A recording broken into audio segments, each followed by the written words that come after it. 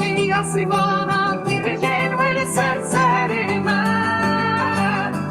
Ronahiya şoreşê nîşanî nadinen Rabin gelê bindest û hejarên welatê Werin li dora bangê azadiyê riya ronî jiyana azad senger meydan bilind Heta asîman rojê Kurdistanê xewnên kesk û sorbencî heza gelê serê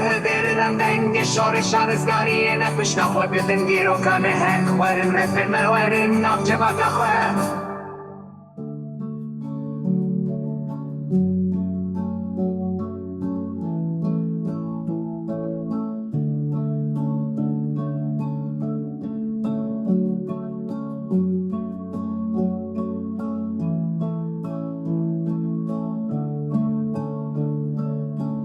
riya ronî jiyana azad senger meydan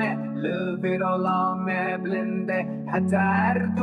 asîman rojê Kurdistanê xewnên kesk û sorbencî heza gelê serê dengê şoreşê rizgariyê pişta xwe bilind dîrokanê hek werin refin me werin navcivaka xwe